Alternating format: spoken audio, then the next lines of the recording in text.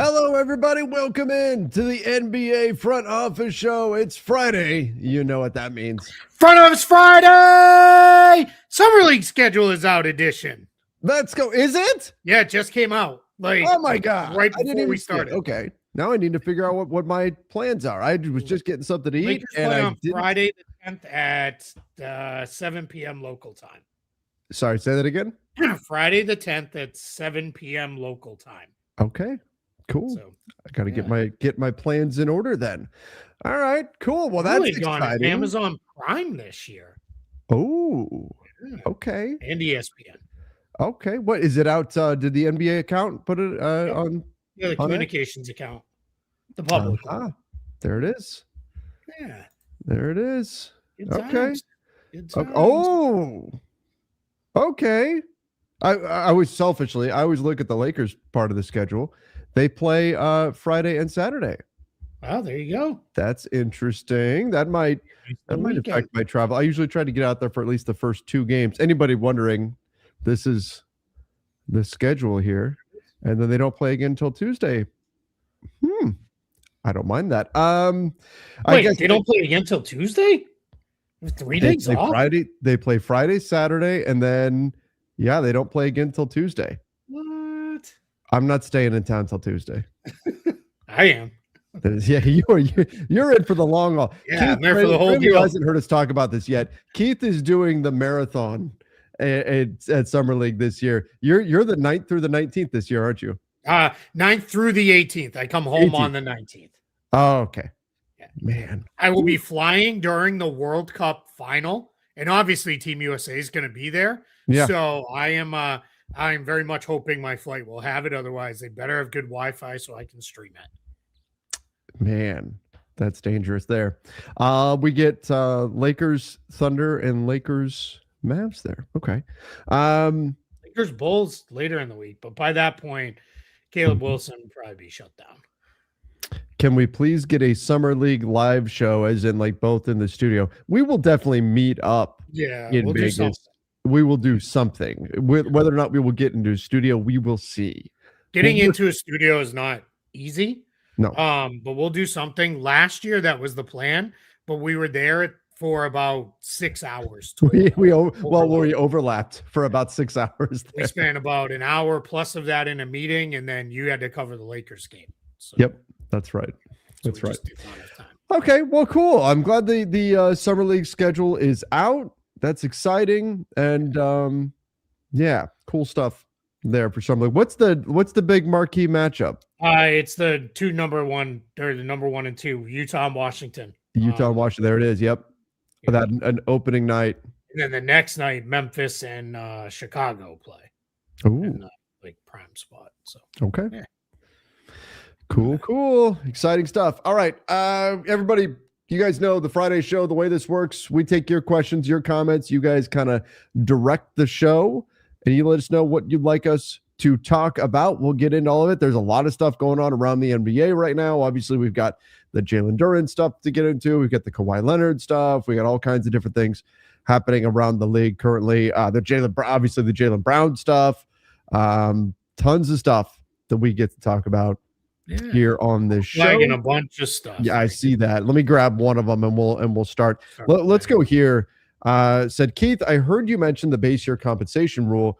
Could you explain a little more how it applies to Jalen Duren, and could Duren receive a supermax in a sign and trade? So the last part is the easy one. So I'm going to cover that first. Mm-hmm.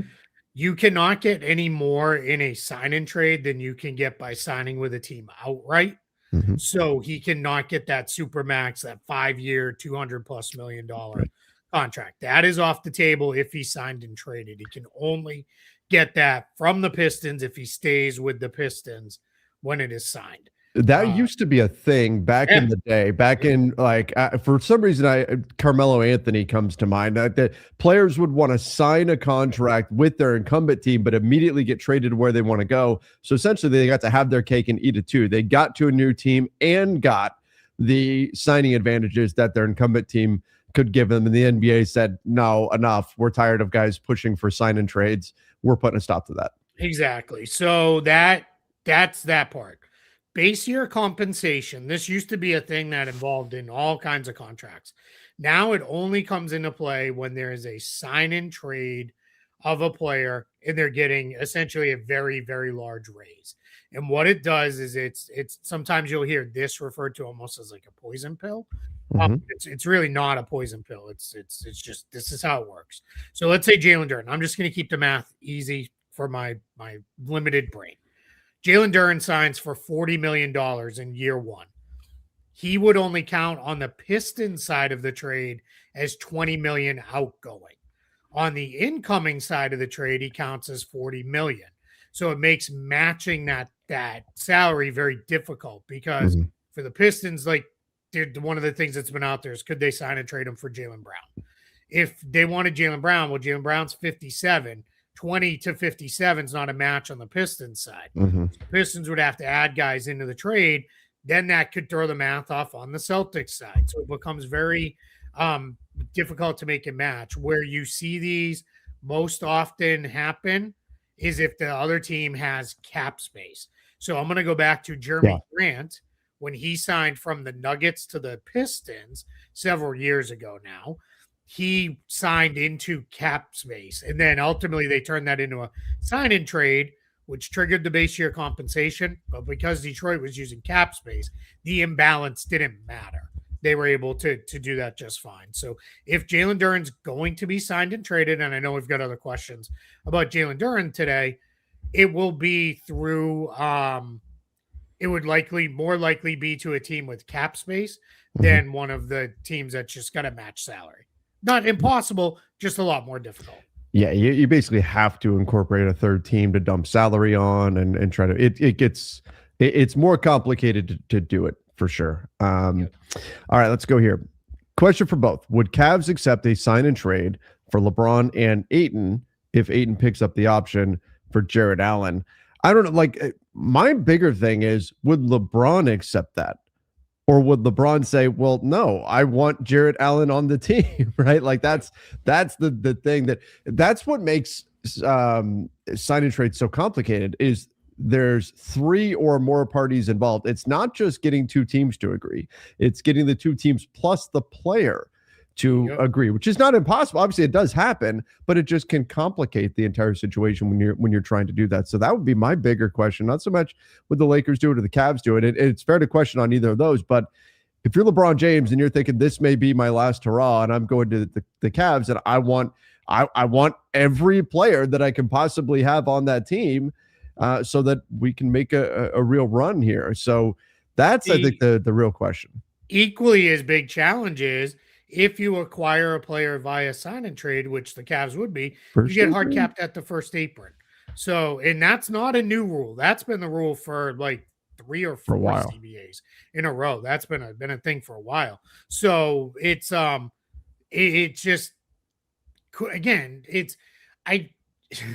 I'm gonna go back to Luka Doncic got traded, so I have to stop saying they're not going to do that. Like, right, because we're living in a post Luka world. Yeah, that's it. So it's more of, is it very likely? Probably not.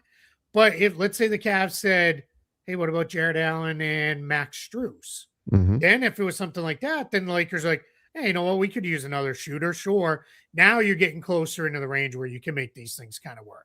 In this case with LeBron, because his salary was so large, what I just talked about with base year compensation, that would not be a thing in this kind of contract because that's not for a player like him. Base year compensation really only kicks in when the player's getting a certain percentage increase over what they had previously. I forget what the percentage is. It's either 20 or 40. Right. I'd have to look. I think it's 20. All right, let's go here. Could Austin Reeves still be traded? And if he can, does it affect the cap in any way? So technically, as of this moment, sure, the deal, all it's done now has been a verbal agreement. Very rare for teams or players to go back on a verbal agreement. But could they say, well, never mind, we don't want to give you this contract anymore. We're going to sign and trade you somewhere else instead. That could happen. They haven't put pen to paper at this point, but very, very rare for something like that to occur. Because of the raise, correct me if I'm wrong, Keith, but because of the raise that he got, once he puts pen to paper, he's not going to be trade eligible until January 15th. Correct. Yeah, because there's two different trade restrictions when you sign as a free agent, even if you re-sign. The first is the one I think almost everybody knows, December 15th, because we kind of treat it like an unofficial NBA holiday because Yeah. trade season opens. Because we always say everybody who signed over the summer can be traded. There's always a small group of players like Austin Reeves who are re-signing with a big enough raise, using bird rights that they trigger January 15th trade restrictions. So yeah, that's where Austin Reeves would be. I'm gonna just because there's other Austin Reeves stuff, and I don't want to be like mean to people asking questions. The Lakers are not trading Austin Reeves. Like No. it's done. They're They re-signing him. And agreed to keep him. Yeah. yeah. Unless I don't know, unless the Nuggets are also wake up tomorrow and they're like, well, we actually hate Jokic. Then Right. maybe Austin Reeves becomes part of a sign and trade. But base year compensation would also come in there, I think. I'd have to relook. I'm pretty sure it would. It would have to. He was only making 14 million before. Yeah, that would become super messy on that. But that's the only way they're like, if somebody's like, not that that's the value, right? But they're just not doing this. They're re-signing Austin Reeves to keep him. I know people are now dreaming about putting him in all kinds of scenarios. You're gonna have to delay that until January 15th. Yeah. Yep. 100%. And because people keep going back to the well, but they haven't actually signed yet. Right. They can't sign till the moratorium. And I'm talking about not just for Reeves, but in general. Right. The Julius Randle trade, we knew what it was, and then it got shifted, right? Things changed because it wasn't actually executed yet. So technically, even with free agent signings, that could change. We think about one of the all-time great NBA Twitter moments was the DeAndre Jordan situation where he agreed to a deal and then later changed his mind. But that kind of stuff is very, very rare. And just because it can happen doesn't mean we should be assuming that it's something that is likely or is in any way realistic to happen. Yeah, there's a difference between changing the parameters of a trade that was agreed to make it more beneficial for the parties involved, which is what's happening in the LaMelo Ball situation there. That is not going back on an agreement you had. Right. Like they just don't really do that. It's they don't teams and players don't do that. That's a really good way to get players to say, you know what, don't trust them then. I'm never going there. Like, this is not cool if you do that. So yeah, that's I know, because a couple of people said, didn't you just say anything could happen? Yes. It could happen, but the likelihood is very, very small. This comment said other NBA teams cannot officially negotiate or offer contracts to players from other teams right now until June 30th. That Pistons offer was a lie. They didn't offer Reeves anything. Right. Well, Keith, we say it all the time. Tampering has 100% been extinguished in today's NBA. Yeah. It does not exist. And that is a fact that everyone accepts. You know, it simply does not happen. June 30th at the buzzer, GMs are sitting on the doorstep of their biggest free agent target, and that's their first contact with them, and that's the way. That's how they negotiate $100 million deals in a matter of moments, seconds. Everybody's all on the up and up here. Guys, I'm gonna tell you, Johnny, ahead. You put in like 14 other posts about this in the chat. Reporters are not liars. That's like, yeah, there are some, but they're not reporters. Those are just idiots on Twitter. If they want to do that, what they can do is the Pistons can make it known to whoever they need to make it known to. Hey, if Austin Reeves is amenable, we're happy to give him a max. We're happy to talk a Jalen Duren sign and trade is part of that. That's not doing really anything like out there. Teams are already deep in negotiations with other teams' free agents. This is called being grown-ups and understanding all 30 teams do this. All 500, 600, 700 players that are in the NBA sphere can all do this. Now, what you couldn't do is say today or whatever, Jalen Duren's being signed and traded to the Lakers in a double sign and trade with Austin Reeves. The league would penalize the teams because they would say, hey, you jumped the gun by 5 days here. Like, that's not okay. That's what happened back in the day with like the Giannis people. It's just, it's not a, you would just do it and do the work and keep it quiet. And then you leak it to Shams at I still always want to say 12:01 because there was That's that the way way it for used to so many be. years. Yeah, so it's 6:01 Eastern now is how that would come. There was something that was kind of endearing about that, about everybody's putting on a pot of coffee and staying. But Yeah. that said, Especially the for way like we're doing it like now is NBA. way better. And I would be complaining about it like crazy if it was still right at midnight. I'm glad they changed it, but there was something like the whole NBA world was up late waiting for and then nobody knew when it was okay to go to sleep or when the next deal was going to come out. Yeah. I don't know. There was always that era of uncertainty around free 20 agency. 25-year-old to 35-year-old me was like, this is great. Like, it's me and like the other weirdos are up at 2 Right. in the morning talking NBA trades. Double that age me is like, this sucks. I'm glad they changed it to a much earlier time. Even though now I'm still up with you. Me and you are here with the weirdos in our chat talking these moves at the midnight hour. But that's still fun. But there are weirdos. Yeah. Oh, 100%. Yeah, exactly. You're right. So far, which player moving teams has shocked you the most? I thought the Wolves loved Naz Reid. That's probably mine because the Wolves do love Naz Reid. I mean, they built like a whole marketing campaign for the state of Minnesota around him. That is absolutely surprising. Yep. That was my big surprise was them moving on from Naz Reid. But it tells you, I mean that whole part Tim of that Connolly was not messing around. He was serious about we're gonna do some big things here. Yeah, absolutely. It's in LaMelo, just the fact that like we got news at like 11:30 midnight on whatever night that Wednesday night, and by 9:30 the next morning the trade was done. Now, obviously, they did not work out an entire trade in like a 8-9 hour window. They were clearly talking about that prior to that, but it was just super quick that got done. Like that was pretty cool. Hey, look at this. What? Sending you guys love from Nagoya, Japan. Good day, mate. Good day. Shrimp on the bobby. Thank you for being here. I hope this show goes for like 10 years and I'm still doing that stupid bit. And people are like, why does he keep saying that? What is the longest running bit that we've had on this show? That's up there because we started that pretty early. Up there. The Front Office Friday yell has been around. Yeah, that's been going on for a while. Yeah. Okay, so we'll do this one. When are the Clippers and Kawhi going to get punished? A few weeks.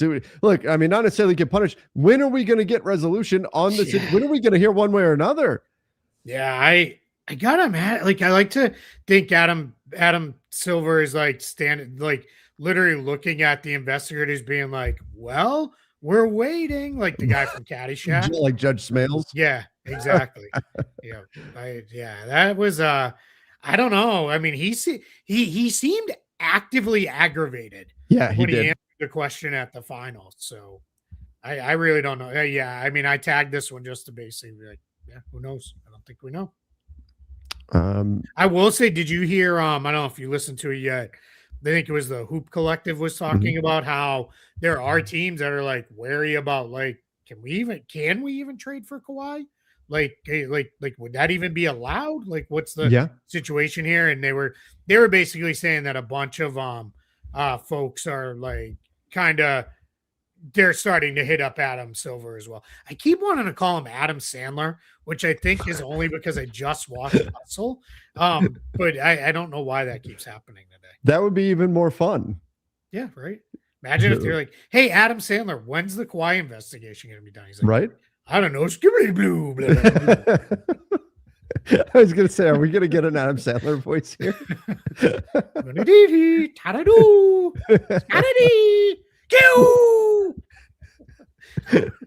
Oh no. This is how you know we are both exhausted from NBA offseason already. Oh, we're doing Adam Sandler voices. Oh, all right. D-Rock asked a real question here. D-Rock wants us not to joke around. Says Randall and MPJ is solid. I want Miles Turner. May cost us Wolf. I hope Michael Brown excels as well. Suggest a great young veteran guard to acquire. So D-Rock, hit back in the chat. Don't do another super chat, but let me know how you're feeling because you're one of our longest listeners here all the time. I want to know how you're feeling about Mikael Brown Jr. Yeah, Miles Turner, maybe. I don't know. Maybe, I guess it's. I don't hate do you have to give idea. up much to get Miles Turner right now with that contract? Not. Yeah. If you're willing to take that contract on because he's got 3 years left, I think it'd probably be okay. With that one, a great young veteran guard to acquire. That's tough because you have so many guards already. I don't know. And young veteran. Yeah. No one's like coming to mind. De'Aaron Fox might be available. Yeah. No. Yeah, I mean that's that would be that's expensive. I know. Oh yeah, we have to do the super chats from the last show too. That are near like the very top of the list. We did promise that because we didn't get to those. Okay. That are at the. Yeah, they should be like at the top of the group from yesterday. Those are gone now. No, I can still see them. You can see. Okay, you'll have to do them then because on my end I don't have them. Okay, hopefully they'll show up. Yeah, there's just it's a lot of Lakers ones, so we'll do them more towards the end, but we'll do them rapid fire style. Oh, didn't you jump out and then I did some Lakers ones on the last one we did?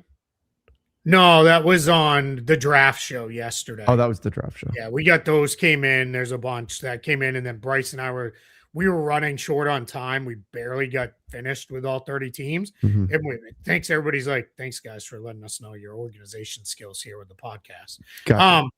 I was like, we're gonna leave those. We'll do them tomorrow because we're only doing draft related. I got it. I thought you were talking about our last live Friday show. Okay. Anyway, veteran guard. I don't. I'm gonna pull up the depth chart. I mean, the names that I did, like John Morant is very available, but that's not. Yeah. I'm sure that's not what you're really thinking of. You're thinking of. If you want more of like a 2 guard, you could go with like Quentin Grimes would be okay for them. Keon Ellis, I think, would be all right. Bruce Brown, you already been there, done that with him. Somebody like Gary Trent Jr. maybe. Mm-hmm. If it's more of an on-ball guy, Javon Carter, maybe. Colin Sexton, I guess, could be kind of okay. You could also play him off-ball some. Yeah, I don't know. I don't have a great idea for that one. Sorry, D-Rock. We let you down. Yeah. Okay, let's go to this one.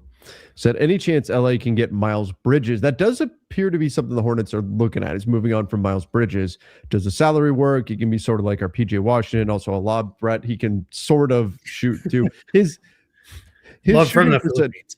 He has games where he's lights out shooting, and then he has games where he's not. And so his overall shooting numbers are not great. But yeah, thank you to coming in from the Philippines. Could someone go get Miles Bridges? Sure, I think he's very available. The question is, what are you giving up in order to acquire him? He's one of those kind of tough guys to figure out what the value really is in terms of what's an acceptable trade for him at $22.8 million, but extension eligible, heading into free agency next summer if you don't extend him. It's a tricky situation contract wise too.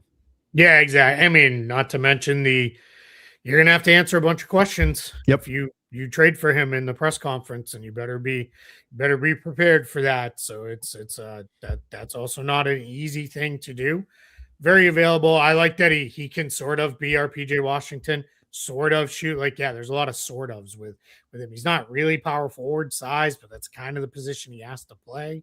Defense is only kind of okay. I would actually go for PJ Washington over Miles Bridges if I was going for somebody like that. And sure. I will say this: the Lakers and Mavs did just make a trade. Yeah. So maybe the ice has thawed. I don't know. I doubt it. Yeah, a lot of different people involved, but yeah, who knows? A little different when we're talking. Well, I gotta imagine Messiah Jerry's like, hey, I can't start eliminating teams to trade with. Like, that's true. They want to do a thing. Let's go. So yeah. Johnny Test said, if a player signs an Exhibit 10 contract, will they play in Summer League? Yeah, very likely. That you sometimes they sign them after Summer League, obviously. Those are really training camp contracts. But yeah, these guys we're hearing mentioned like they're gonna sign one. Almost like if you see somebody linked that, especially the undrafted guys that sign these, very likely they'll play. If it's more of a veteran guy signing one of these, no, probably not. Probably won't see them. But those tend to happen after free agency and Summer League are over. Most of the guys that you see sign Exhibit 10, they're going to play in Summer League.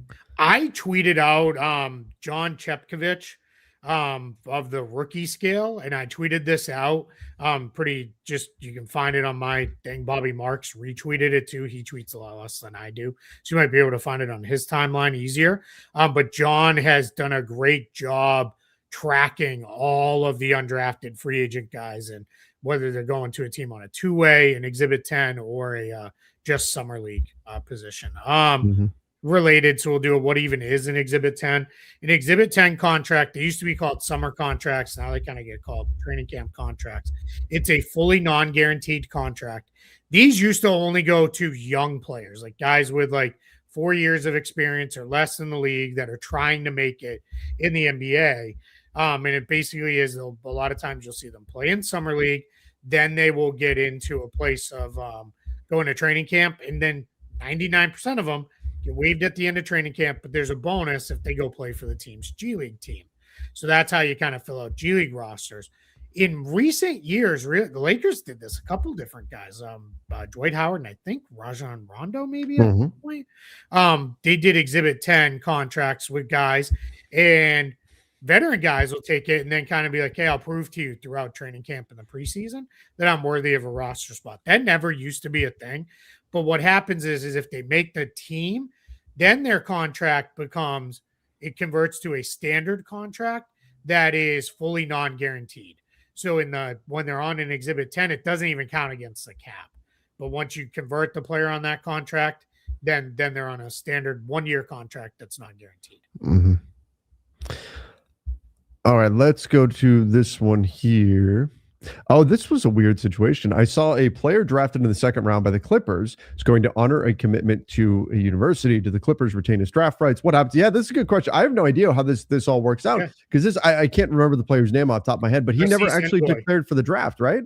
Yeah, Narcisse Ngoy is his name. He is so very super weird situation, and there's a combining of NBA rules with NCAA rules here. So the NBA rules are easy. Yes, the Clippers retain his draft rights. He's like a weird version of a draft and stash. The NCAA, what they ruled with these European players, because that's what he is if they enter the draft as an early entry player, which for European like non-college players, you have to be 22, turning 22 in this year, 2026 or older. And if you're going to the NCAA, they ruled you are eligible because you did not enter the draft. You became auto eligible. If you're an early entry player, meaning you're under 22 years old this year, and you'll stay under 22 for the entirety of 2026, then what happens is if you go in like Sergio De La Rey went in, when he went into the draft, what happens with a guy like him is he got, like, let's say he got drafted and he's like, now I want to go to college. They're not eligible because the NBA says you willingly of your own volition, and the NCAA, you entered the NBA draft. So that's how they've kind of drawn the line. If you just get selected because you were auto eligible and old enough, we're not going to hold that against you. You can go play in college. So Narcisse Ngoy going to go to Auburn, play at Auburn, and go. There was another player, Noam Yaakov, who's a guard out of Israel, who there was a lot of like interest in, and he was kind of like, I really hope nobody drafts me because I want to go play in college instead. So it's definitely a weird place right now in college basketball. Keith, are we assuming that Isaiah Joe will go into Beef Stew's trade exception?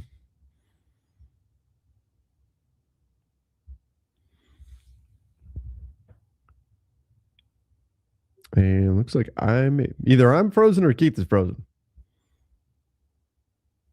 Or Keith is doing a great bit here. One of us is frozen.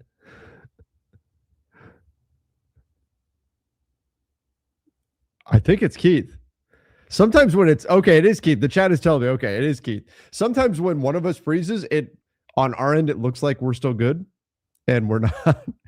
Keith got so into his Adam Sandler impression that it kicked him off. I honestly don't know if he's going into that trade exception or not. I would assume that's the way they're going to execute this. There are paths for Detroit to clear cap space, and so we'll have to see ultimately when this gets done. He's trying to jump back in when this gets done, but that would be a simple solution to it. Hey, you're here, and the other you is still trying to get back in. And you've got no audio. There we go. How's that? There we go. Sorry, I was cloning myself to get all the work done I need to do. There's multiple Keiths in there. What do you? This is. I was just saying this would be the simple solution to it. Would be to use the trade exception. There are paths for Detroit to get under the cap, and then maybe you could absorb salary, but most likely we see them stay above the cap, and then this winds up being the trade exception. I think it probably rolls just into a 3-team trade, where it's like Stewart, and then they create a smaller trade exception for Stewart because the Grizzlies part doesn't really change with this. So this is now I'm like, what's that movie with is it Michael Keaton where he keeps creating duplicity? Yeah. This is the dumber version of me here. So if I say anything really stupid, that's why. They're doing work on something across the street, and I don't know if they clipped the internet briefly or something. I don't know what happened. How about Isaiah Joe though? That's a pretty good pickup for the Pistons, I think, especially skill set wise. He's exactly what they've been needing. He even has I wouldn't consider him to be like a creator, but he has a little bit of wiggle coming off attacking closeouts, can get into the paint and do some things. In addition to being a not just high percentage, but also high volume 3-point shooter, which is exactly. Look, the Pistons should have done something like this at the trade deadline. They should have added a player at the trade deadline that would have helped them out tremendously in the playoffs. But glad that they're getting it done now. Somebody said I'm using my neighbor's Wi-Fi. The funny thing is, one of our neighbors has their Wi-Fi network is named FBI Van. Don't look or something like that, and it makes me laugh every time I see it. YouTube kicked me out because of the Adam Sandler impression. That's what it was. If we were on Netflix, maybe isn't that where all this stuff is now? I think so. All right. Well, all right. This might be a dumb question. Can an RFA get multiple offers in? Let's say the Lakers offer Walker Kessler 25. The Jazz match. Can the Lakers up their offer to 30? No. Once it's done, it's done. Once the player signs that contract, it's either they match or they don't, and you match the exact terms of the contract. Can't change it. So that's why often you'll be like, hey, wait, don't sign that. Like we'll do this instead if it's more favorable or something like that. Yeah. Can we change the NBA draft back to 1 day, please? I like it on 2 days. I like the 2 day. Yeah. I like it because I don't want to I don't know. I don't want to be doing stuff until 3:00 in the morning. And that's it's a long draft when it's both rounds in 1 day. The only thing was it's a little sad kind of looking at the setup for the round 2 of the draft compared to round 1. It's like it reminded me of like a high school sports awards banquet after the season. You know what I mean? Like that's a good call. That's what it looked like. But other than that, I like having it on 2 days instead of just one. Sorry, I'm fighting off a sneeze. He's gonna sneeze. Uh-oh. I'm having internet problems. I'm fighting off sneezes. This is a hell of a show, you guys. This is peak NBA. You guys are getting the exact show you paid for today. Let me tell you. Good morning, midday, guys. If you were Pat Riley, what free agents would you go get with the veteran minimum? Always listening at work. Thank you. Thank you for being here. Advanced Meerkat. Hakuna Matata to you. That's how you do a Friday in my book. That's right. Keith, you know what name I keep going back to for Miami? Tim Hardaway Jr. Yeah. I thought of him as well. If he's, again, with minimum guys, how it usually works is, all right, if I'm a minimum guy, the money's the same everywhere. So then it comes down to, can I play a lot? Are we going to win? Is it a place I want to be? Miami checks all those boxes. Tim Hardaway Jr. is a good one. I know I threw him out a couple minutes ago, but Keon Ellis. Gary Trent Jr. would be a good one if he was to opt out. Zaire Williams could be if like he's Gabe available. Vincent? What's that? Gabe Vincent? Yeah, Gabe Vincent. Yeah, go back to Miami where he did quite well. That's a good call. I think I'm very curious to see where does like Harrison Barnes land contract wise now. Like, could he be finally to the point where he's like a minimum level guy? Josh Minot could be interesting. Extra energy. I know they had him briefly, but Kyle Anderson, Torian Prince, if you just need a shooter. It's so weird that Torian Prince has become like this like knockdown shooter with that. So probably not Luke Kennard. I can't imagine he's just going to play for the minimum. I know somebody. I think he's Chris Middleton. Yeah, if Middleton's willing to play for the minimum for sure, like that probably makes a ton of sense. All right, let's go here. Keith, can't you tell how excited I am in Sacramento? Yeah, based on your profile picture there. I've already ordered my Smedium A-Cuff jersey. Smedium, really? Man, I wish. That would be me someday. Yeah, no, I'm fired up for that, man. I'm excited for Kings fans to have A-Cuff to cheer for. That's going to be fun in Summer League. Keith Smith will return in Avengers Doomsday. I mean, I will return for Avengers Doomsday. I'm pretty excited. Bucks lost Turner by lowballing. I'm not mad about Reeves. Do you mean the Pacers? Lost Turner by lowballing? That's got to be what he's talking about. By Rolla, but I don't trust Rob to build a good roster. Who should the Lakers target? What's up with Rui? Rui is extension eligible up till the 30th when free agency begins. We'll see, but I think a number of teams will and should have interest in him. And we'll see what that looks like. I really don't know. I don't know which way that's going to go, if they're going to bring him back, what the number is going to look like, all of that. Their plan is very much still up in the air. We don't know exactly how everything's going to come together for that. Who should they target? Size and shooting. That's, I know I'm being very like wide ranging there, but yeah, definitely size and shooting. Yeah. I'd be, size, shooting, athleticism, the stuff everybody's looking for. Yes, good basketball players. Certainly what they need. I would settle for very, very bad ones if it was me, but that's okay. Yeah. You've got a little ulterior motive there. Yeah, there's like some reasons why. If Robbie Avila really shows out in Summer League, is it possible for other teams to poach him? What can the Lakers do to entice him to stay? Yeah, you could give him a two-way contract. That's really, or you get him to sign very early on Exhibit 10. Here's the issue with Exhibit 10s. I don't want to spend a ton of time on Exhibit 10s, but it's you have to have so many guys on your roster already before you can even sign Exhibit 10s. So it gets a little tricky to time those out. But yeah, I mean, the easiest way would be just to offer him a two-way contract if you're worried about it. Yeah, that would be the way to do it. Yep. And we'll see ultimately how he plays in Summer League and where it goes. Game's going to be a little tough on him speed wise. It really is. That's going to be his challenge. I mean, he's a ton of skill though. Like he's super skilled player. Maybe he could be a backup center at some point. It's going to be fun to see how Summer League plays out. Trevor and Keith, I made my own Lakers ideal offseason. Can you give me your opinion? I have it on my YouTube channel. I can also email it to you. It's on Canva. I mean, you can email it. I don't know to look at it. I just make thumbnails with it. You can do all that, but sure, you can DM it to me on X or my email's on there. Drive over to Trevor's house. Here's his address, and you can show him in person. Is Portland getting Jaylen Brown a realistic idea? Maybe. Realistic? Like it certainly should be an idea for Portland. Could they actually pull it off? I mean, they've got draft capital. They've got some interesting players. Maybe. I think it's very realistic for Portland to have interest. Is it realistic for them to get a deal done? That may be another question. We'll see if they have the pieces the Celtics want, or if not, can they go get the pieces the Celtics want? Yeah, if it's just draft picks, I know there was some reporting out there that the Celtics want 4 first-round draft picks if they're going to move Jaylen Brown, but I believe that's like in addition to players like that can actually play, because they're not just rebuilding. So yeah, It's not unrealistic. Let's just say that there's certainly paths that can make that work.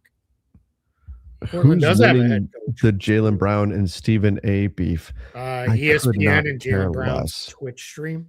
So stupid. Like this whole like, we're gonna pretend to be mad at each other, then I'm gonna say something to you, and then you're gonna say something to me, and then people are gonna get involved in it. Then we're gonna host the debate. Like, oh my god.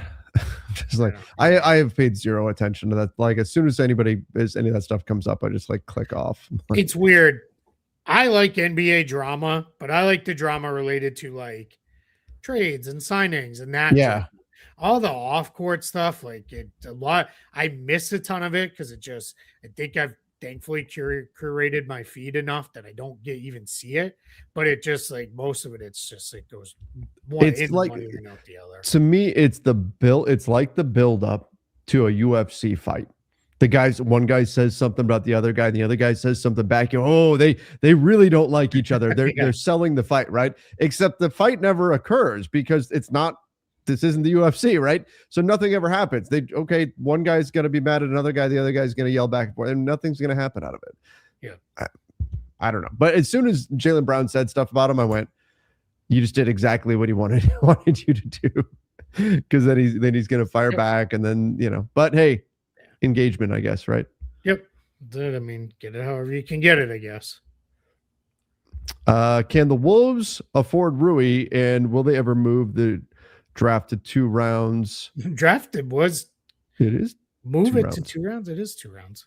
Love the show. Well, thank you for being here. Can the Wolves afford Rui? Can they get? I guess the big question is, can the Wolves get to a full mid-level? Yeah, probably not at this point. It'd be super tight. Yeah, I don't think so. Keith, as a Celtics fan, what are you looking for in a Jaylen Brown trade? Yeah, guys who can help them win now. I'm not super interested in a draft pick, young player heavy trade. They have too many other win now pieces for that to go really well. That said, I trust their front office. Almost like I rarely have anything bad to say about the decisions they make. The Vucevic trade ended up being a miss, but I understood the process on it. But yeah, I go get players who can help win right now. Ideally, a little bit of size. But it's going to be hard. It's going to be hard to win a Jaylen Brown trade, much like it's hard to win the Giannis trade. Like if you're the other side, just because those guys are so good. Like when you're the one trading the superstar away, the return is almost always less than what you want. And, it's tough. And why do they want to trade him? I know there are a couple questions on that coming in the chat. I think it's just kind of gone too far now down the road of I think everybody's just ready. Like, let's just do something different. Let's just go our separate ways before this gets super ugly. Exactly. That's it just seems like it's time to rip off that Band-Aid. We got a double super chat here. Said the same thing twice. Said, don't the Lakers have to renounce all rights to all the guys who are free agents to gain cap space? Why haven't they done that? You're keeping the flexibility right now you could be an above the cap team. Maybe they decide to go down that path. So no reason to do anything before free agency hasn't even started yet. So you don't need to have the space right now. So once you need the space, then you could go renounce guys, but there's no reason to do it before you have to. Yeah. Yeah. You definitely don't renounce players until you need to do it. Right. Yeah. Both you guys, in a world where Boston trades Brown to the Lakers, what would you want from both sides? Well, I know you would want Luka. Yeah. I'm being somewhat facetious because I know it wouldn't happen. There's just not a lot else there that would even make sense for this. Yeah, I mean the Lakers could throw it. They have 2 first-round picks they could send. That's obviously not going to be enough. Yep. People have said, well, Austin Reeves. Well, no, that's off the table. He's agreed to a new deal. Even if it wasn't, and even if it was, it's not. Like I've said it a few times. Like I would drive Austin Reeves to Boston and let him pick the music the entire way, if it meant getting Jaylen Brown on Jake Laravia going on that trip too. Yeah, we'll bring all of them. We'll bring them all. We'll even throw Dalton Connect into the card too. We'll be 4 white guys, and I'm dropping them off in Boston. Chicago on the way. He doesn't need to come the whole way. That's funny. Oh man. Yeah, There's not a very realistic match. I'm looking because people are dropping. Jalen Durden didn't say anything. I'm not seeing anything. Jalen Duren, it was the stuff from this morning from Sam Amick. Yeah. Basically, the Jalen Duren said, I don't like restricted free agency. The Pistons said, too bad. We don't care. Yeah, pay me. That's basically what he said, is like, pay me or let me go somewhere else. And yeah. Pistons are like, no, we would prefer to have you here. So yeah. All right. Okay. I think Utah's cap situation, they're fine. They could go all the way to the max for Kessler. Nothing's get them. I mean, they're probably not going to, but they could if they needed to. Nothing's preventing them from doing that. What do you think about it looking like James Dolan's comments were like, it was not him just not fully understanding the situation. Like, he is actually not willing to go into the second apron, and that might mean losing Mitch Robinson, Landry Shamet, players like that. Yeah, I mean, one, it's to me that's crazy. Like, you can go into the second apron. You're the Knicks. You have tons and tons of money, and I don't think it is just about money.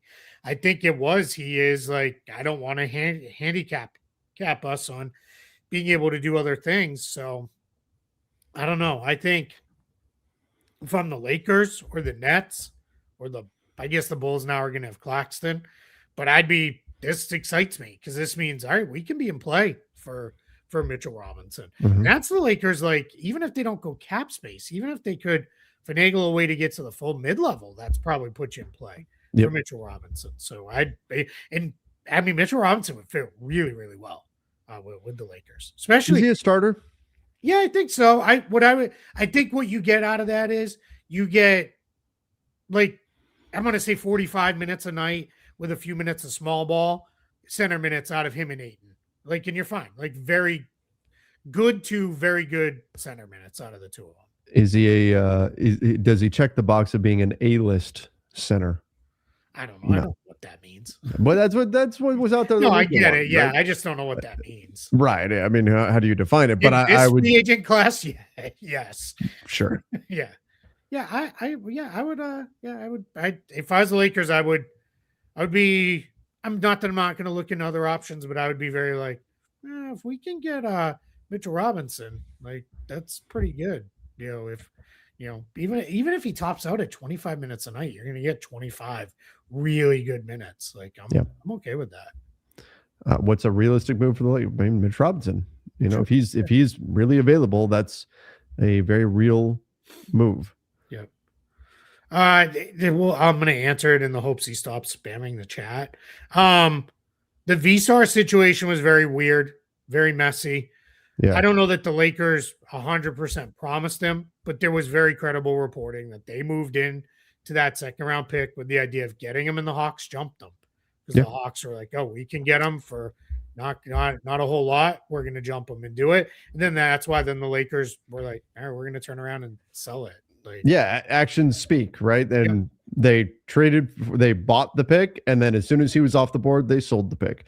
Like, I think that tells you all you need to know right there. But I haven't seen the cash in these trades. Like, I don't know how much it's the exact same amount. What's that? I want to see if it's the exact same. I want to see, did they take a loss on that? Because when they bought the pick, there was still a whole swarm of players that it could potentially be. When they went to sell it, obviously there's not nearly as many players on the board. I wonder, did they sell at a loss? I don't know. Yeah. And they had already used cash earlier to move up in the first round. I know I pick on some stuff with the Lakers, and some of it's just having fun, and some of it is more serious things that I don't think they do well. Their willingness to buy draft picks or to buy the ability to move up in drafts, that fans should applaud that, because literally that is just ownership spending money. Like, and they're just spending money to do that. And I think I think we overlook that a little too often. Sometimes, where it's like those things, sometimes they don't work out. Other times they really do matter. So, Let's see. I feel like I should know your favorite Euro football teams. Leeds United. I just don't follow it to any kind of, like, I haven't even had time for MLS this year. Yeah. So I definitely haven't been following European football at all. I know I pick on you about your sleep schedule a lot, but like if I was on your sleep schedule, I probably wouldn't follow the Premier League the way I do either. I'm just up early, and those games are on early in the mornings on the weekends. Right. So when I'm doing other work, those are great to have on to watch. And I during the pandemic, I watched the whole Leeds documentary that's on Amazon about them trying to make it back to a thing. So yeah, I love Leeds. And then right when I was getting into it, they went out and got like 3 American players and an American born coach. And I was like, this is the greatest thing ever. Yeah, there you go. And now they only have one of those players left. But I remember a long time ago, it was like, I think Fulham was the team that had a bunch of US players on it. Yeah. World Cup's been great, man. Except for last night, awesome. But yeah. But that game didn't matter. Like, that was like game 82 when you already have everything clinched in the NBA. Right. Won't get hurt. Right. When do you two get a break? August. Yes. Yep. August, September. This is the busiest time of the year right now. Mm-hmm. August and September is when things slow down, and then they pick up the last week of September. Training camps open up, and things and then things ramp up again. Yep. I like to say we're on a very modified teacher schedule still, right? Like it's August and September. But we don't just go away in August and September. Like we still do stuff. We still do shows and all that kind of stuff. It's just, I honestly, like I was telling my wife earlier this morning, I was like, I said, man, we've got a few more weeks to go at least till summer league. And I feel like I'm running myself ragged. Like I'm feeling it this year. I'm exhausted. But the stress right now is not the same, and I would much prefer this stress than the stress in August and September. I don't know. It stresses me out when we don't have stuff going on. I hate August and September. Behind the curtain, like I feel like I need to talk this guy off the ledge multiple times in August and September because he's like, "There's nothing to talk about. What are we gonna do?" And I'm like, I don't know. We'll skip. And he's like, we haven't done a show in 2 days. We have to do something. So I'm like, come on. Audience is definitely waiting for good stuff. And it's hard, right? Like for full respect for the other chunk of the work you do for Lakers Nation, you have to feed the content machine, right? Like it's just, so when this is the thing, whenever you guys like get in Trev's comments saying, are you going to talk about anything different than who should the Lakers get at center every time, there's one minor piece of news? It's how the business works. Like you have to do it because you may watch every one of the videos. Some people only watch every once in a while. Yeah. Somebody's always going to have something that they want to get caught up on. And people will say, well, it's, you've explained this situation before. Well, yeah, but there's, especially right now, you get a lot of this time of year, you get a lot of people that are just checking in. So I may mention, hey, this is the above the cap route. This is the below the cap route. I may have explained that 15 times at this point over the last couple of months, but that I could also be having a number of people that are checking in for the first time and haven't heard that kind of stuff. So I do try to shorten explanations and things like that on stuff that we know that we've covered, but that's the way it is this time of year. You have to try to play to 2 audiences at the same time. There is a little bit of method to the madness while admitting that some of it indeed is just madness.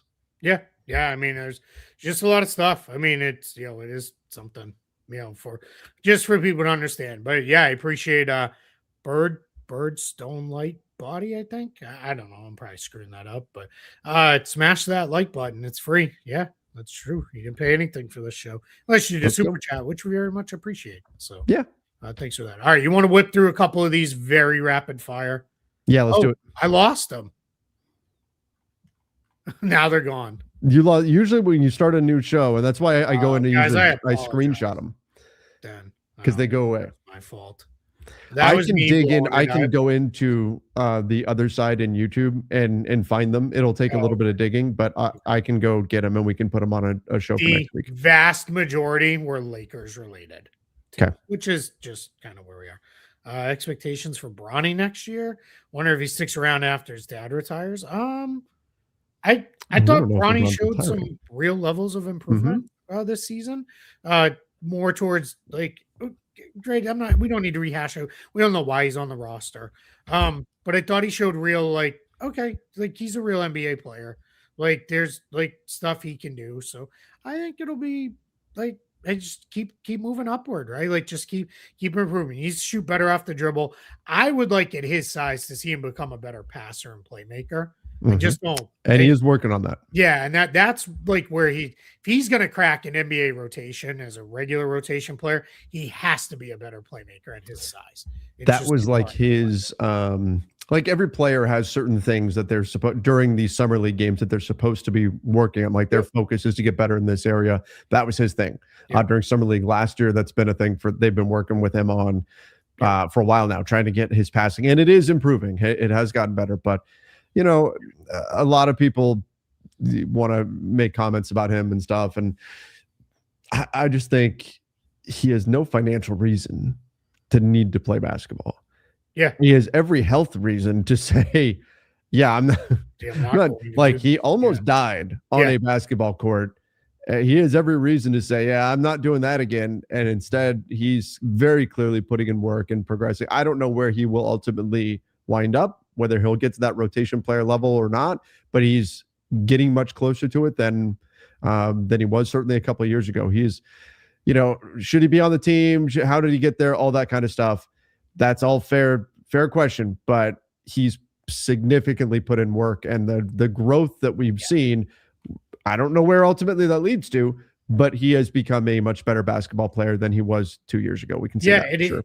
His first summer league, I came out being like, this guy's not an NBA player. Like, there's like this is true. Like this is nepotism at its finest that this guy's taking up a roster spot midway through that season after he's in the G League. I was like, all right, he's put in some work. He's doing some stuff.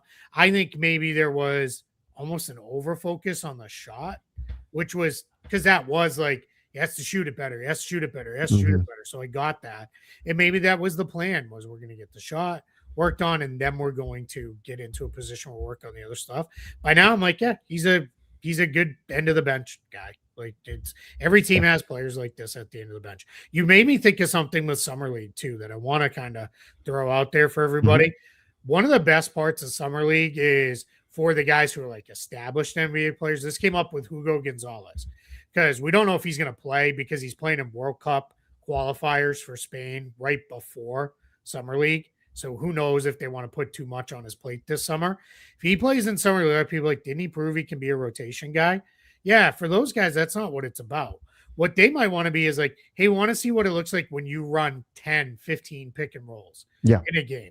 What does it look like? Because it's a no stakes environment. It doesn't, no stakes from the team success. No one cares if they win or lose in Summer League. You want guys to compete very hard and learn and get better. So yeah, you want to get into a place where it becomes, let's get it to try stuff with the more established players, because you're certainly not going to give Hugo Gonzalez 10 on-ball pick and roll reps in an NBA regular season game. You're just not.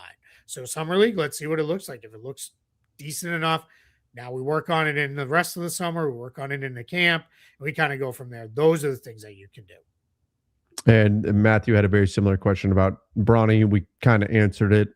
We already got that one in.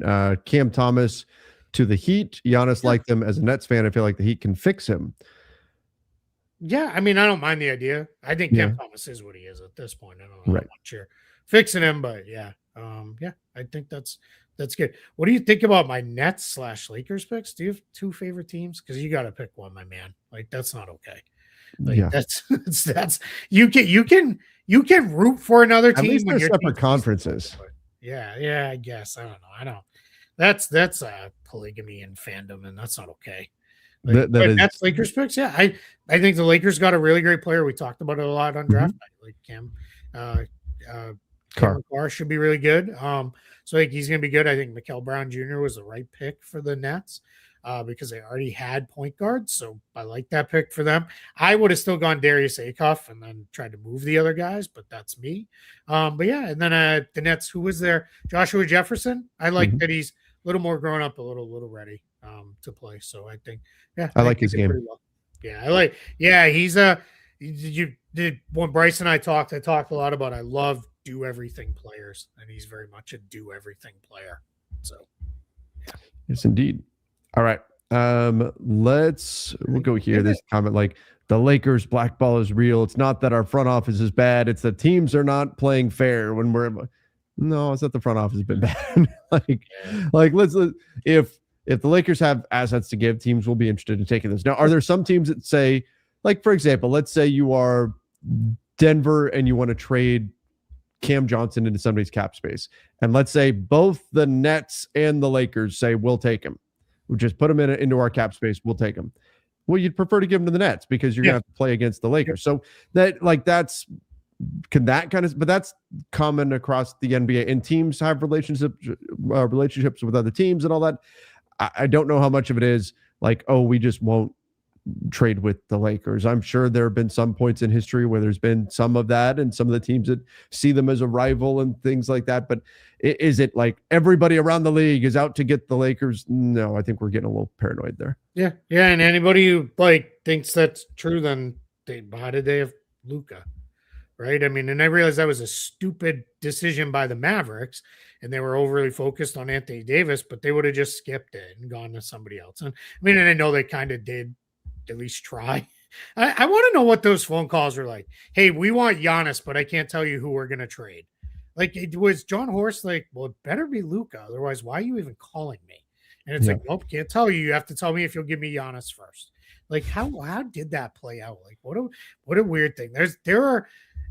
My number one all-time thing that I would like to be there to see, you know, my answer to this is the Andrew Bynum practice where he shot every time he touched the ball, including when he was like 85 feet away. That was I just want to see the film of that to see what that looked like. And I really want to see, what did everyone else in the gym, what were their reactions to this? I have a lot of fly on the wall wishes. You know, if I had a genie and I wished for a million wishes, I would want to be a fly on the wall for certain NBA situations. One of them that's got to be at the top up there is about 30 minutes before the Luka trade leaked, when it was revealed to Danny Ainge what trade he was involved in. Yeah, I would like to know what that. And then, I want to know what that moment looked like. Did they have someone in his house like holding him down and keeping him away from his phone and everything else? Right. Say, yeah. I also want to know what it was like. I hope Shams tells like the full story sometime of. I know he told a version of it, but like I want the full story of like, because you got to imagine even him, like his hands had to be shaking. He said that he had to. I forget the podcast that he was on, but he said like he was double checking the text because he knew, or the tweet, because he knew that was going to be a big land. Like he understood the gravity of that message that he was sending out. It was like a solid 10 minutes before like we were all like, all right, I guess it really is real. Yeah, because it was like we had. Bobby Marks, Tim McMahon, I think Dave McMenamin, who all work with Shams, were like, he was not hacked. Like, this is real. Like, and they're the ones who covered, obviously, Bobby, the CBA, salary cap, Dave, the Lakers, and Tim, the Mavs. They were like, no, this is real. And that's when I was like, holy crap, I guess it really is real. Yeah. Like, and then it was like, you and I was already in bed because the night had ended. And I was like, all right, I'm going to bed. Then I was like, I guess I'm not going to bed. I guess we're getting. And you were wrapping the Lakers postgame. I had already finished. It had been 10 minutes. I wish it had happened while we were live still, because then you could have seen my reaction to that moment. But I was walking into my bedroom after having done the show, and I look and my phone starts blowing up, and people are asking, "Is this real? Is this real?" And I'm like, "Is what real?" And I look at Twitter, I go. I thought, okay, this is Scamstrania or something. You know, I'm like, this is and then I go, no, this is Sham's actual account. And then I started going into like, was he hacked? Was he not? Like, that was definitely I remember where I was when moment. But like I said, I can only imagine how did Danny Ainge react in that moment, because he didn't know the parameters of the trade till right before it became public. He knew was he was taking on Jalen Hood-Schifino and getting second round draft capital for it. I would like to know that too. When I was like, all right, now we got to get on the trade call. Like, and one of my what ifs is, what if he's like, no, like I changed my mind. I'm not doing this. Like, but in that situation, I think they had backups like that would take JHS. Yeah, there were draft. enough So he had to know, like, this is a good deal for him to take on half of a year of JHS to get 2 second-round picks. Yep. So, and if he's not taking that, somebody else is. So I think ultimately that would have prevailed, understanding that somebody else is getting this good deal if I don't do it. Like, it's not, I'm not going to be stopping this from happening. Yeah. But I can't imagine he was super thrilled to find out what was happening. No idea, especially that he like enabled it. Yeah. Like, oh man. Guys, if you are interested, I know there were some questions about what about draft stuff. Bryce and I, after Trevor joined us to break down the LaMelo Ball trade and all that yesterday, we did like 2.5 hours on the draft. We covered all 30 teams, all 60 picks, then a bunch of the undrafted guys as well. All of our thoughts are there. Just, we already did it and we just did it yesterday. So, by all means, go check that out, especially if you've got like, if you're cutting the grass this weekend or you're driving somewhere to get ready for the 4th or whatever. It's, welcome to have it. I'll also say, great time. If you haven't subscribed yet, get subscribed to the channel, turn on your notifications anytime something big breaks. As soon as we can get in front of mics, we'll do it. And if it's big enough, we'll go live for it as soon as we can with that. But this is it. We're down to it. We're we're almost 4 full days away from start of free agency. 4 days and 4 hours. So which Let's will be awesome. Yeah. And I can't believe I was talking about this on the radio. So much has already happened. It's crazy. Like, this is like wild, and we're just gonna be a crazy place. So yeah, but we appreciate the support with everybody. For those that I lost the super chats on, I truly feel awful about it. I don't know what I'm doing. I can find them. Okay, I can go back in and find them. Guys, what number for Kessler is a walk away for you, assuming Utah won't match? About $32 million a year. I was gonna say 35. Yeah, we're in the same range. Yeah. Yep. Yeah, for whatever that works, so to 128, something like that, 130. Yeah, that's probably fine. All right, everybody. We're going to wrap things up there. We appreciate all of you for coming in here and joining us today. I am going to be live on the Lakers Collective in 50 minutes. We're going to get that going. It's going to be myself, Jovan Buha, and then we have our special guest, Pete Zayas, coming in, Laker Film Room, coming in today to talk about all the Lakers stuff. So if you want us to talk specifically Lakers, we're going to be doing that over on the Lakers Collective in about 50 minutes from right now. So if you want to come join for that, that's going to be a lot of fun. But thank you, everybody, for being here. If you haven't done so yet, please make sure you subscribe to the channel. Turn on those notifications as well. We appreciate all of you. Hit that like button. Yes, indeed. Yes, indeed. Till next time, everybody. See ya and stay safe.